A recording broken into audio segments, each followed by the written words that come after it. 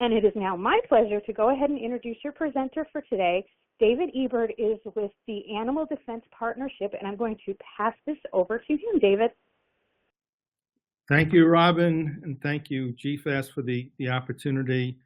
Pleased to be here. Thank you all for attending. I thought I'd start out telling you a little bit about me. Enough about you. Let's talk about me. I've been in private law practice for 30 years now. And over that time, I did sporadic animal rights and protection and welfare work. And as time went on, I became more and more frustrated by my lack of participation in that world, and started to look around for ways that I could contribute. At 56, it seemed going back to school to become a primatologist was a little daunting. So I focused on what it is that I do know how to do or should know how to do, and decided that I would use the skills that I developed over those 30 years for good instead of evil, and started to look into how I could offer my services. I did some work for a couple of organizations, and then decided that I really wanted to do this where I could lead, or we could lead, how this goes and how this is carried out. And we started my partner Joel Litvin and I started ADP. It's almost a year ago. We were able, it's made a big difference. We were able to recruit Alan Kornberg, who some of you may know. If you don't know him, he would be a good person to know. I believe he's listening to this, and that's not the only reason I'm saying that. Alan's been instrumental in helping us make our way into this world and introduce us to people and organizations, and we've grown quite quickly in the time we've been doing this. So what we do is we provide, on a pro bono basis, legal services for not-for-profits that are involved in animal rights protection and welfare. When we started this, it was really just going to be Joel and I providing services. As things came up, it became quickly evident that we couldn't handle the volume of work that we were going to get, and we started to enlist some other firms, that the pro bono programs of other rather large firms in New York and around the country, and actually around the world, who we could call on to do work as needed. And we're in full swing. If you're interested in working with us or want to talk about anything I've spoken about or anything else, I've included our email addresses on the last page of the presentation, and I would encourage you to use that. It's all free, and when I say that, people don't quite, sometimes they're not able to take that in, and I've had many calls where they've said, okay, that sounds great, but how much will it cost? And I say it's free, and they say, okay, that's great, but how much is it actually going to cost? And I say it's pro bono, there's no charge. And they say, okay, that's great, but I don't think I can afford you. And then we say again, yeah, but it's free. And then it sort of sinks in that we really are offering these services for free, and that's a way of contributing to the work that you're all doing, which I greatly appreciate. So diving into this. Oh, I got that right. So the basic problem that I'm going to address. Oh, by the way, just for those who I've already bored, this should, if I do this right, we should be about 45 minutes for the presentation. Then I'm happy to answer, as Robin said, whatever questions may come up, or questions that come up during this presentation. I don't know, Robin will email me or wave at me or something, and I'll stop talking. We can take questions. So electronic mail and social media. Why is it a problem? It's a problem because it's exploded in use, and it has taken over just about everything we do.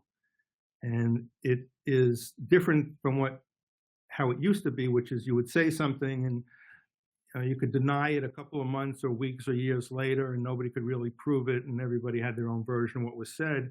That's not so anymore. Now you have a statement that goes out into the world, and it is forever, and it is not something you can say you didn't say. the reason it's problematic is because it's very, very easy, of course, to hit send or hit post this, and there it is, and there's really no taking it back. And that's a tough thing sometimes, not to be able to take it back, as some of you, all of you may have experienced. You've posted something, you've emailed something, and then your stomach does that thing when you do something you know you shouldn't have done, and it's over, it's out there. It's permanent. Double deleting on your laptop doesn't get rid of the emails. There are forensic computer people who make a living going through people's hard drives and laptops and iPhones and recreating or retrieving things that have been deleted. And it really is, it's a whole industry, and they're very good at it. It's not the kind of thing where you could say, oh, well, I deleted it, or I took the post down because somebody will have picked up that post. That's one of the great dangers of this, is it's out there forever. It's unforgiving. As I said, what you said or what you posted, it's there, and it's not the kind of, you can't say it was taken out of context. You can't do all the things that people do when they want to disavow something they've said. And it's usually not subject to a lot of nuance. The words read as the words read, and you're really stuck with it. It's ugly. When it's problematic, it's usually very problematic, and it's somebody who has said something they really shouldn't have said, or didn't want to say, or said to the wrong person. My practice is civil litigation. I do trial work. I do depositions. I do questioning people all the time about what they said in emails or what they said on posts. It used to be the only thing you could ask people was what happened in the meeting, and there were 9 people at the meeting, and 9 different people would have 9 different versions of what was said, and you'd have to sort of sort that out. It's right there, and it's usually not what you want to see after it goes out there, and it's something you regretted. It's evidence. This is something that people don't realize. Emails are how civil litigation is conducted. It has really changed the practice. And emails count, and when you write them, they're there forever, as I said. And when your company or you, hopefully not, get into litigation of some sort, all of those emails are retrieved, and all of those emails, somebody like me or somebody who is getting ready to depose a witness goes through all those emails. And I know in every case I've ever done, in every case I ever will do, there's good stuff and there's bad stuff in your own documents that the other side's going to get, and there's good stuff and bad stuff in the other side's documents, and it's all fair game. And it just doesn't go out into the air. It's, you've written something, you've stated something, and you're stuck with that. So what do you do about this? The New York Times front page above the fold rule is a good rule to keep in mind, and you could experiment with this and think of something you've written or posted that you wish you hadn't, and then imagine it appearing on the front page of the New York Times above the fold for the entire world to see. That's a good way to dissuade yourself from posting things. And if you had to see it on the New York Times front page and that would make you unhappy, then you shouldn't be sending or doing what you're doing. My Uncle Sam from Florida, since deceased, used to say, if you have to check the air conditioning to see if it's working, it's not working. If you have to squeeze around and see if new shoes fit, they don't fit. If you have to check it, they don't fit. And I raised these because, sorry about that. That's a way to think about this. If you're thinking about something and you say, well, I don't know if I should post it. Should I post it? Is it okay to post it? Maybe I shouldn't post it. Probably you shouldn't post it. Or at least you should be thinking very hard before you post it. If it doesn't feel right, it's probably not right. And you either have to not send it or adjust it in some way. Some years ago, I sent an email on a reply all in a case I was working on, and it went to my adversary, the lawyer on the other side. And that's not a good thing. And this particular email was, it was innocuous mostly. It didn't say anything nasty about the other lawyer. It didn't reveal any secrets about our case, but it went. And the client wrote me, as soon as I sent that email, wrote me an email saying, you sent this to the other side, which I did. And it felt awful. And it is awful. So I tried to think of ways that one was harmless, but there are many that are not harmless. So I tried to think of ways to prevent that from happening in the future. It's impossible to prevent it altogether, but things that I started doing that you may think about doing is putting, at least on Outlook, you can delay messages going out by 5 minutes or 2 minutes or 10 minutes, whatever you want. That buffer, just knowing that you hit send and you have 5 minutes, that's what I use, to retrieve it or not send it or change it, makes a huge difference. It's usually right after you've sent the email and hit send that you realize you did something you shouldn't have done. And if you have those 5 minutes to undo it or not do it, really, it's not going to go out. This is on email. You can save yourself. And I've saved myself many times that way. Also, if you write something and you're particularly angry and write something that you really wouldn't have said in a calmer moment, you have an opportunity to gather yourself and decide not to send that email. CCs and BCCs, reply alls and things like that are dangerous, and you got to be sure that everybody you're CCing sometimes reflexively will hit reply all and then say something about the sender who was part of that reply all. It ain't good and it doesn't feel good when it happens. And one way to avoid that is to only forward messages as much as possible so that you have to insert the addressees yourself. That will make you focus on who you're sending this to. And I try to put the addresses in last when I send an email. That way I have the opportunity to hit send and it goes nowhere if I hit send by mistake. And it also forces you to focus on who you're sending it to. That's also been something that's been very helpful to me some number of times, where if I just hit reply all, I would have included somebody I didn't want to. Forwarding and inserting the addresses last kind of tends to that problem. You'll hear this over and over, but jokes and sexual content and racist, sexist content, it can't be sent. If it's a joke, it may not read as a joke. It's bad practice. It's bad for the people you're sending it to. It's usually not funny or interesting as you think it is, or anywhere near as funny or interesting as you think it is.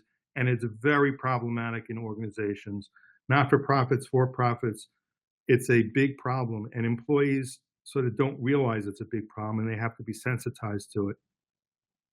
And it's a big problem because down the road, somebody's going to see it, and you're going to have to answer for why your organization is permitting these kinds of jokes and statements to be sent around.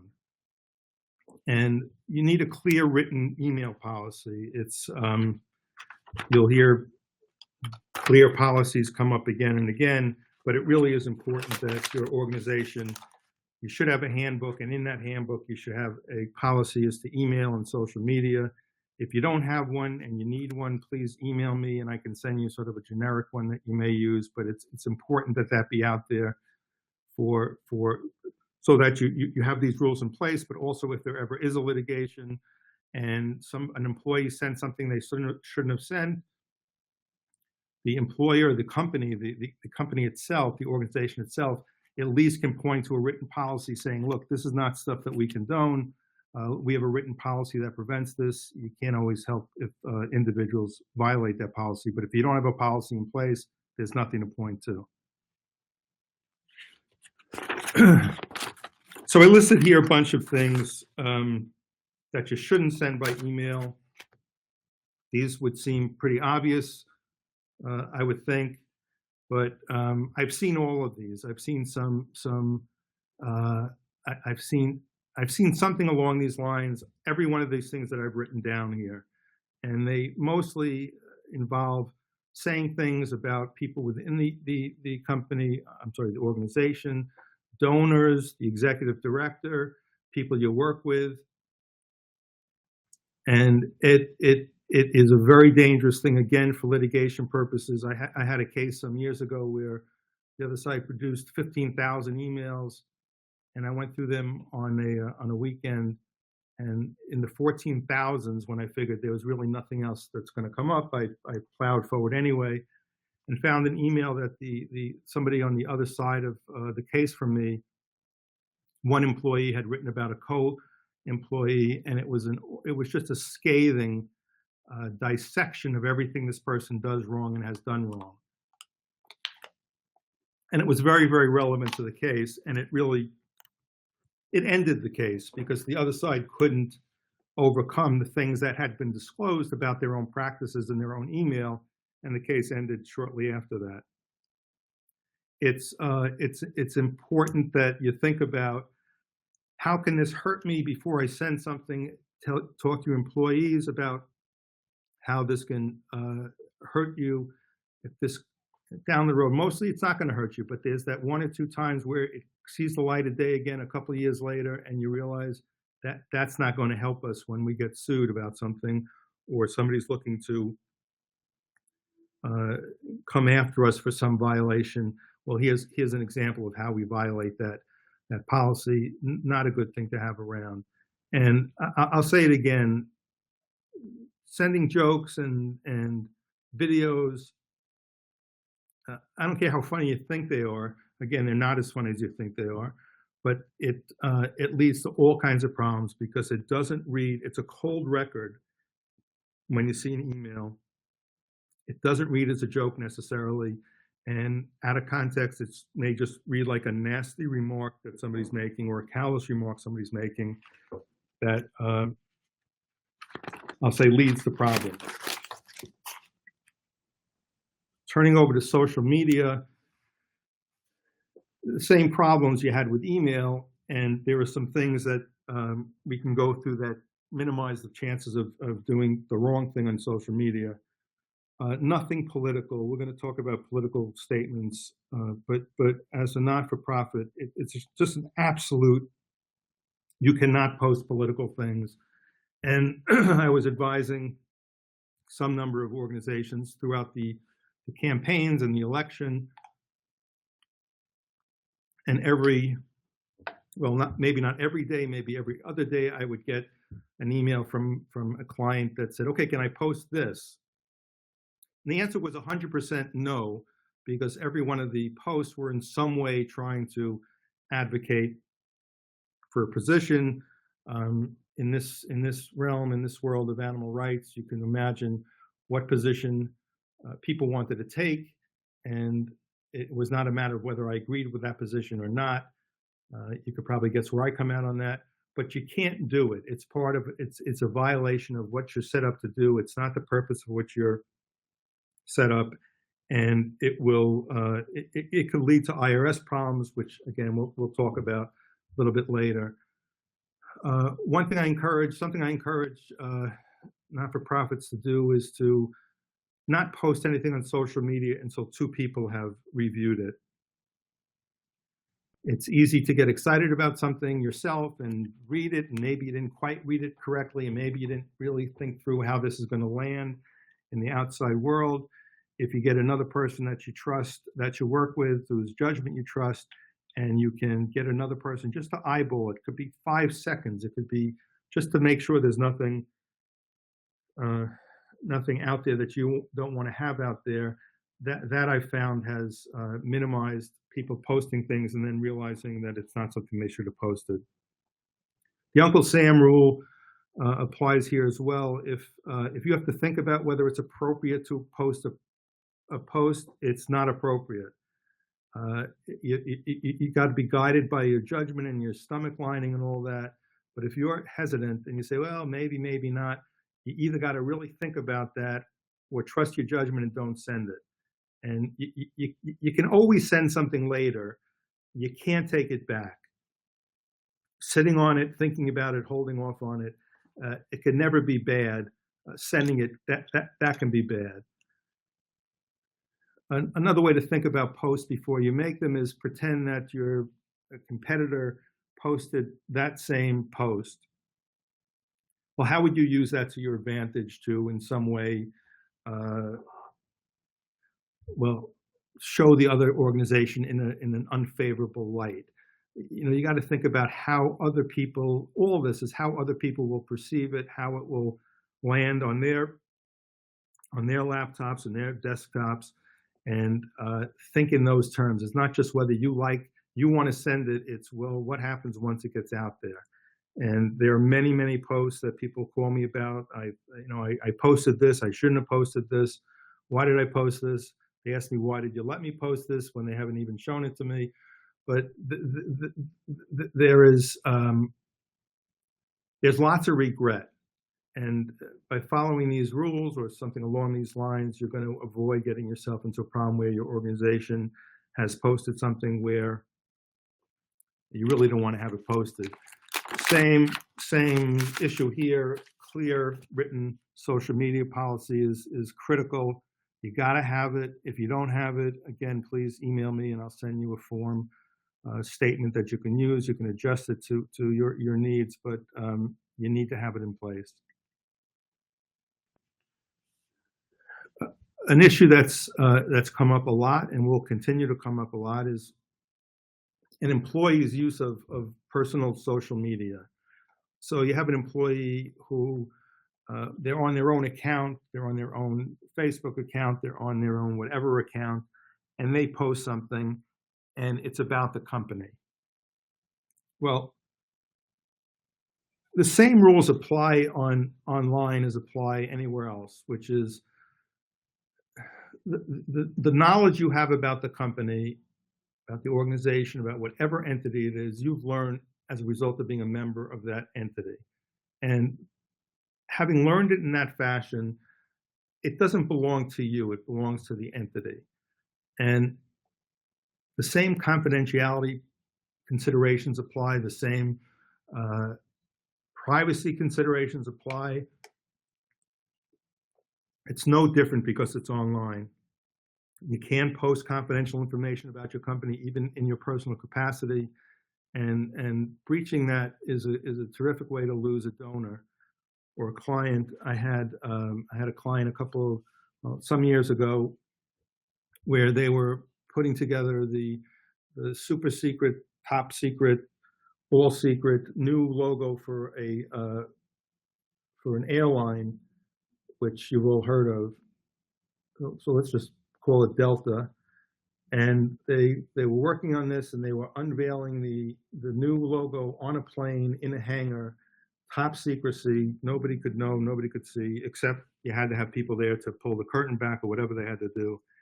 And one of the employees of my client filmed it. Bad enough, but then the employee posted it online and said, "Hey, everybody, look at this new logo that Delta's going to come out with.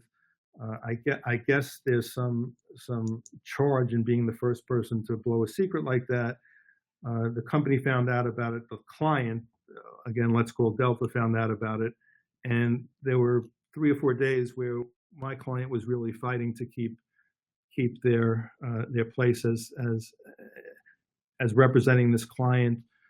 Obviously, nobody in any position of authority knew that this employee was filming it or knew that he would post it. The employee was fired immediately. My client was able to retain its client. But if you're a donor and you've provided information and it's not information you want to have out in the world and it comes out in the world, you're not likely to see a whole lot of money from that donor in the future. Anybody can go online. An employee can go on their own account and they can say things about the company. They could say bad things about the company. They could say good things about the company. They have the right to do that without disclosing secrets or trade secrets or confidential information. And on the other hand, the organization is free to fire the person who wrote it and sue if it's defamatory. And employees have to understand this. They have to understand what the limits are of what they can and can't say on behalf of the company, and the potential consequences of posting something about the company or saying something about the company. Either that's, well, if it's false and defamatory, you get sued. If it's just puts the company in a bad light, you're likely to be out of a job rapidly. if you're posting and what you're posting could be attributed to the company because you posted it in your position as an employee or officer or director of the company, you have to make very clear that you're posting on your own behalf and not on behalf of the company. These are your own views, as you hear on the television shows, if people still watch television. This does not reflect the views of the company, and don't sue us for it, and don't hold us responsible. Whatever these people say, they say, but it doesn't reflect what we would say if we had the opportunity. That's a real thing, and you have to be clear if you're posting on a personal account that that's personal and it has nothing to do with your position as whatever executive director or whatever you are in an entity. You don't have to say that every time you post, I'm posting this myself and not as blah, blah, blah, but you got to be careful when you get close to that line to be clear in your post or in some way that yes, you hold that position, but this is not a post that's being made in that capacity.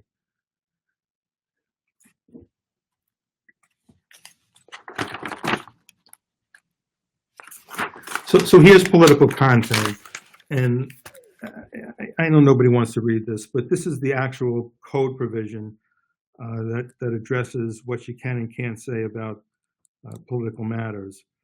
And you'll see that the words in here absolutely prohibited. It's though prohibited is not enough for the IRS to warn you, or it says clearly violates, again, as opposed to just violates. It's a real thing, and it's a mistake that many not-for-profits make. You just can't get involved in the politics. You can't do it directly. You shouldn't do it indirectly. The IRS takes it seriously. As they say in the last sentence, violating this prohibition may result in denial or revocation of tax-exempt status and the imposition of certain excise taxes. I don't know what those taxes are, but I know if your tax-exempt status is denied or revoked, you have a problem. Don't get close to the line. Don't get close to the line. Stay on the other side of any sort of political statement, any political comment. As an example, a client sent me a post during the campaign about one of the candidates' two sons, and the two sons were proudly displaying some animal that they had skillfully killed with a machine gun or a rifle, whatever they did, and they wanted to know if they could post that, because it's not talking about the candidate, it's talking about the candidate's kids. And the answer was, part of the 100% of the no's was no. You can't post it because what you're impliedly saying there, it's not so implied. What you're saying there is, you shouldn't vote for the candidate because of his dopey kids and what they're involved in. You could say, well, it doesn't really directly touch the candidate, but you're definitely sending a message when you make that kind of post, and you just avoid it. The election's going to come out just the same way, whether you make that post that you want to post or not. And there's great temptation, I understand that, to comment on things and point things out that you think are important from the organization's perspective, but you just got to stay away from it. It's not a negotiable point.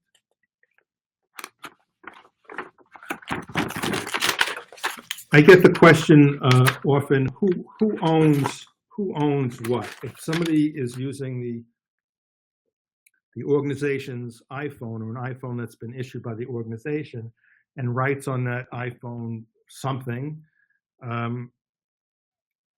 does that employee have any privacy rights or expectation of privacy?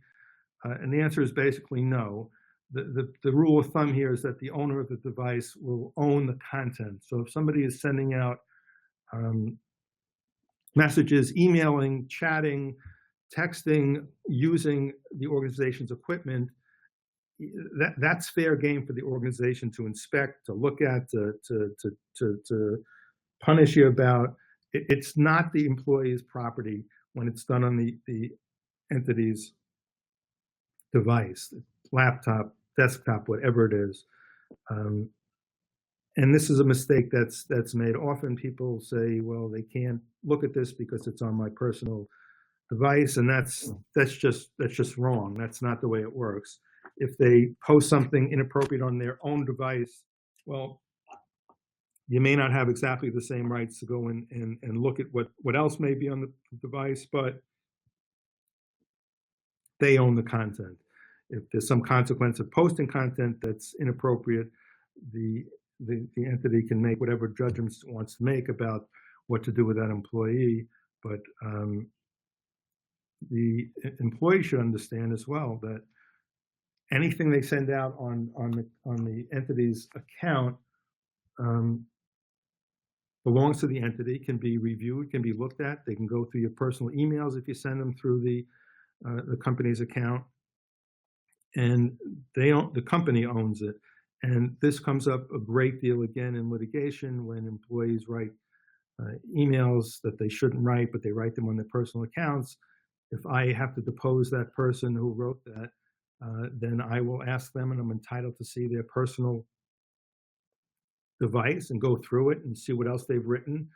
And there's always a fight about it, but ultimately, if it's relevant to the issues that are being litigated, that employee's got to turn over their device and give up the privacy rights that they might otherwise have. I'll say it again, you got to have a confidentiality policy that's clear and well written and makes very clear this issue of who owns what content. And then you have to enforce the policy, and you can put into the policy certain, and this is true for all the policies I've been making you crazy about, but in any of these policies, you can put in what the penalties are, and it's usually anything up to and including discharge.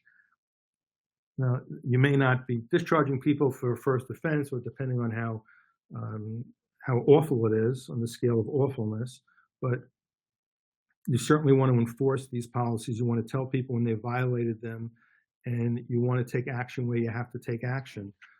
It's hard sometimes because it may be somebody you work closely with, it may be a volunteer, it may be somebody who meant well, but you have to keep this thing in check, and you have to not fall into a trap of the entity having less than, I wouldn't say rigid, but having reasonable policies and enforcing those policies.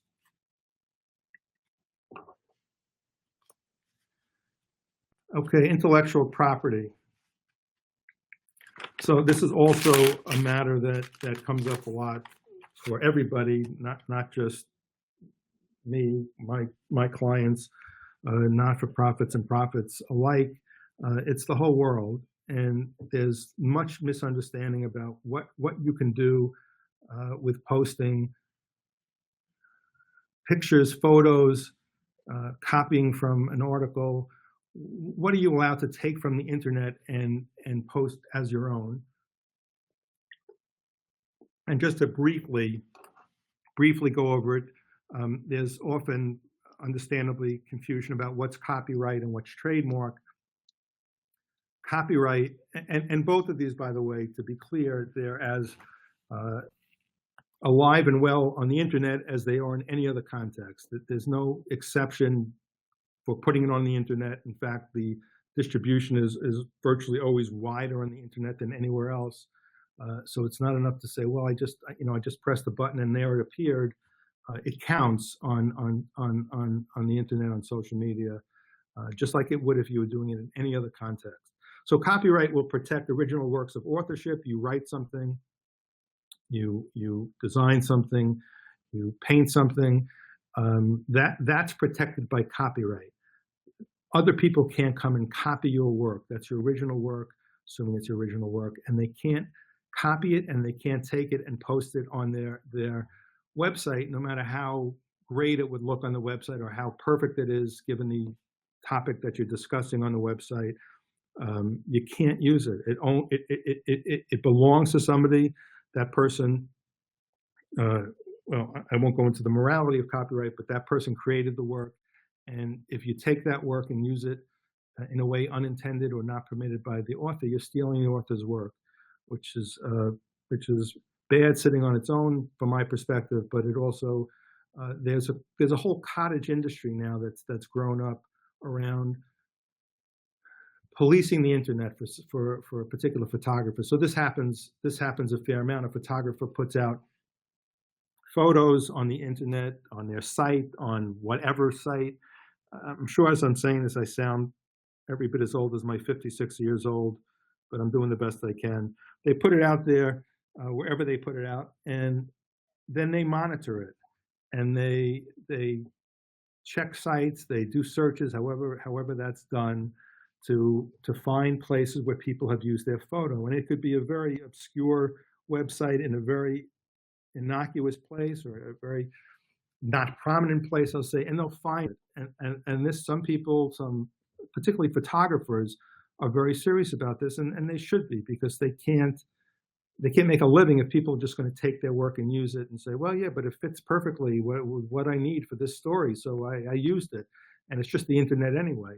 It doesn't work that way. I get calls, all the time. Can I post this? I found this great photo. Can I use this? And again, the answer is no, unless you get permission, or it's in the public domain, or you've paid a license fee, or in some other way acknowledge that it belongs to somebody else and not you. That's copyright. Trademark protects words, phrases, symbols, or designs that identify what you're selling or the services that you're providing them. It distinguishes what you do from what somebody else does, so that when somebody says the name of your organization or the acronym for your organization, that's the name of your organization. That would be protected if it's protectable by trademark. That's not copyright, that's trademark. That is how you describe yourself and how you distinguish your brand, if you will. If somebody steals the logo, the design of the logo, that's a copyright violation. You have a logo, somebody has created that logo, you've paid for that logo, and if somebody steals it, that's a work of authorship that has to be observed as somebody else's work. And stealing the logo design is copyright. Stealing the name that the logo is presenting is trademark. Robin, are there questions I should be stopping for, or? I just got one that came through that pertains to what you're talking about right now. We had somebody ask, does that apply when sharing a post from another Facebook post? Yeah, well, the answer is yes. If you're posting something or reposting something that violates somebody's rights, you violated that person's rights. It's very complicated, and the law is not there yet. It's still very much developing, but reposting something doesn't absolve you from liability. And it happens all the time. And sometimes people get excited about it. The author gets excited about it, and sometimes they don't. Most of the time they won't, because there's just so much happening so quickly. It's hard for people to police all their own work. But if you pick up a post from someplace else and you share that, and that original post had some violation of trademark or copyright, or was defamatory, you are equally liable. Your organization is equally liable if that were something that was actionable, and the person who owned that content decided to go after people who are violating it. How do you know? I mean, I would be sitting there saying, well, how do you know? Everybody's sharing everything. And all I can say is it's very difficult, and you try to use your best judgment. You try to use your best judgment. I could spend a lot of time on how you distinguish that, but the real answer is it's almost impossible to distinguish that. And the law is going to catch up to it, and there'll be rules that develop as to what you can and can't use and what happens on repost, but it's just not there yet. The other large issue on this is fair use. Everybody says, yes, but it's fair use. It's fair use. I can use it because it's fair use. And the default position that I would love to see you take is it's not fair use. And the principle here is, whether you're right or wrong, whether you're right, it's fair use, or you're wrong, it's fair use, somebody can sue you either way. And once somebody has sued you for whatever it is, you've already lost. So I wrote in here, it's not whether you win or lose, it's how much it costs, said every litigant ever. It's very easy to be principled. It's very easy to take a stand for justice until you get the first lawyer's bill. And if you get involved in a fair use fight, you may be 100% right, But if you've gotten into a lawsuit where somebody doesn't agree with you, and you're going to spend the next 3 years figuring that out and paying people to say words in court and write words in briefs, it just don't get there. It's just not where you want to be for a number of reasons, but certainly cost. It's what people lawyers like me charge to do this stuff is outrageous, but people pay it, and that's what the market is. But it's outrageous, and it's very, very expensive, and you just gotta stay away from it. Ask for permission if there's something you want to use. I do this, others do this. You write to you try to find out who the author is of the work, and you ask them for permission. Most of the time they'll say yes, sometimes they say no. This is one of those things where it's not better to ask for forgiveness rather than permission. Ask for permission. If you don't get it and there's an issue about the content, don't use it. I hear over and over, yeah, they'll never find out. It's just a little picture, and who's going to ever see this? As I said, they're going to see it. It's going to be found, or you got to assume it's going to be found. And once it's found, it's not just a matter of taking it down. Okay, I'll just take it down. There are some plaintiffs' lawyers who it's not enough just to take it down. They say, okay, it's good that you took it down, but you violated my rights. And there are certain statutory damages that are available for copyright and trademark infringements. And I'm going to sue you for the damages that are assumed under statute. Again, you might win, you might lose, but once you start paying bills, you've lost. Mistakes. Most things are fixable, and I encourage clients to own up to mistakes and get out in front of them, to borrow the cliche, get out in front of it. Don't delay on acting, own up to them, and they're usually fixable. If you sit on them and they go by and they're found out later, it's the same cliche. It's not the crime, it's the cover-up. And you can usually apologize in some way for something you've said. You can make it better, but you can't if you just sit on it.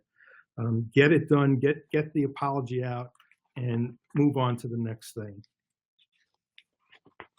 So I put together these guiding principles, which is an attempt to summarize what I've been talking about. Front page of the New York Times is an excellent rule for almost everything. It includes almost anything you could think of. If you don't want to see it on the front page, don't do it. When in doubt, don't do it, or be very careful about whether you do it or not. Trust your gut. If it doesn't feel quite right, it probably isn't quite right, and fix it or don't send it. No jokes, no politics, no gossip. None of that should be going through your organization, and it's going to no matter what you say. People will never adhere to this rule 100%, but you do your best to minimize people doing this and making them understand why it is they shouldn't be doing it.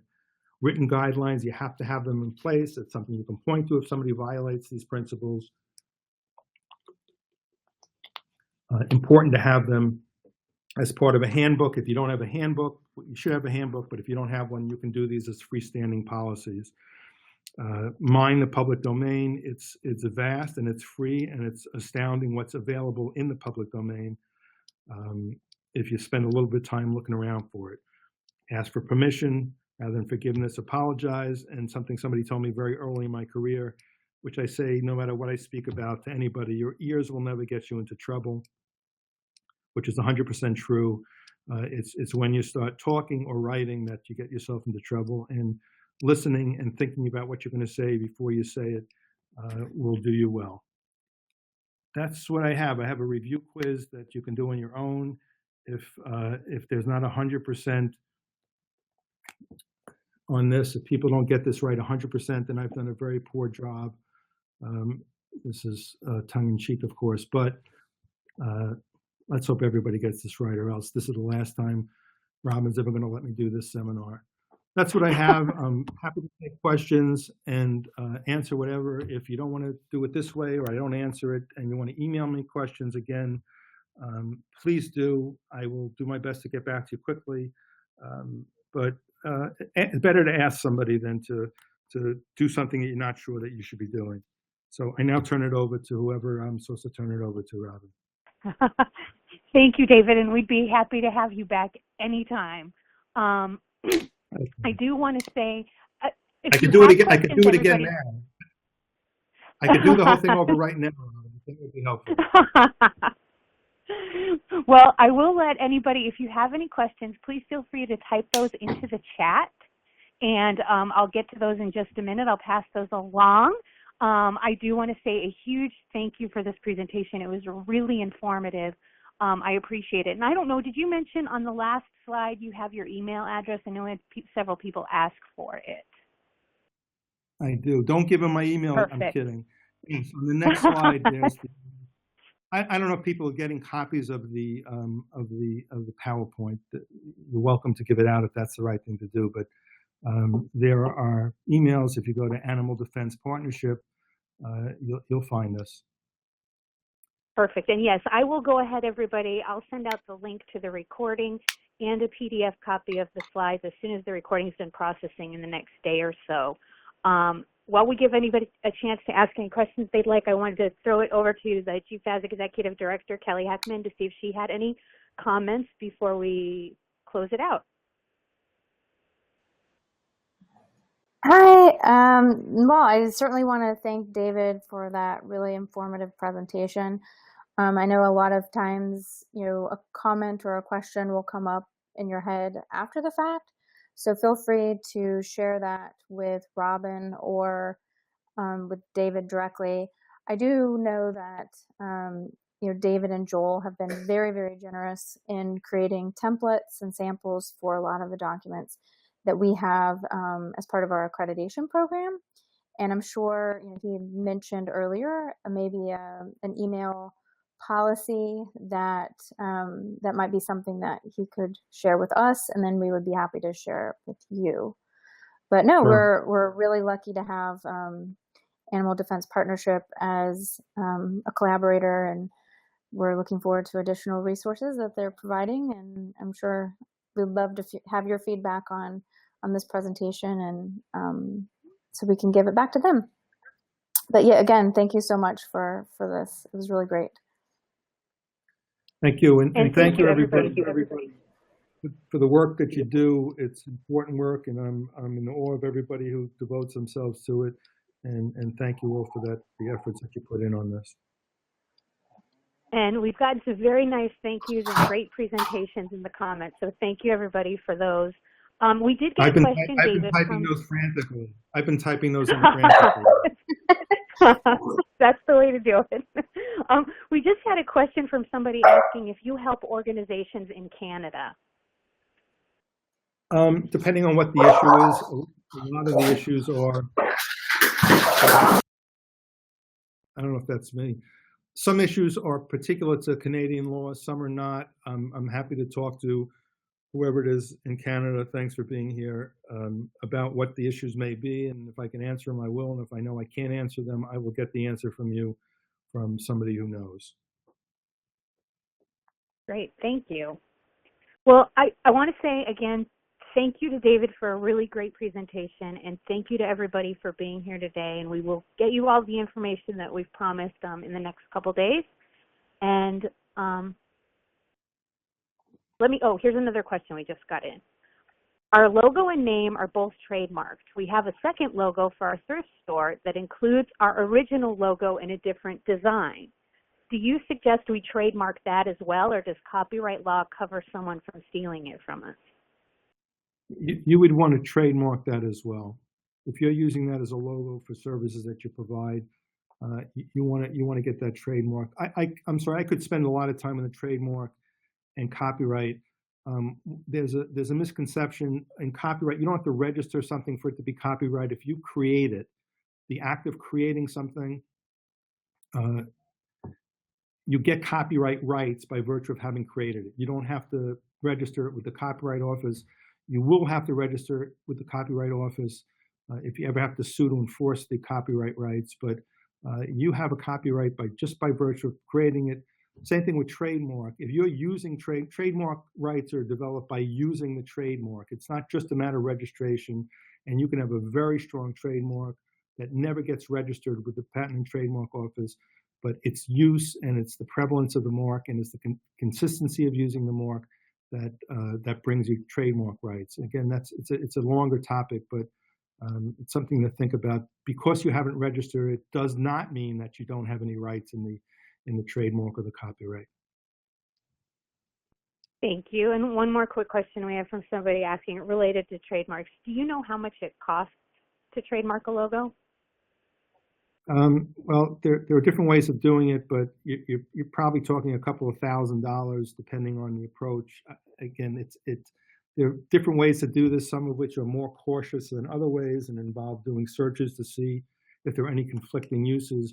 But it's generally, if you had to pick a number, I'd say $1,500 to $2,000. Thank you very much. And that looks like all the questions we've gotten. So again, everybody, thank you for attending. And David, again, I appreciate your time so much. We'll definitely follow up if I get any other questions, and I will let you know. Great, thank you. It's fun doing this. Okay. Thank you. Well, I'm glad you enjoyed it, and thank you again. And everybody have a great day. Indeed. Signing off. Bye, everybody.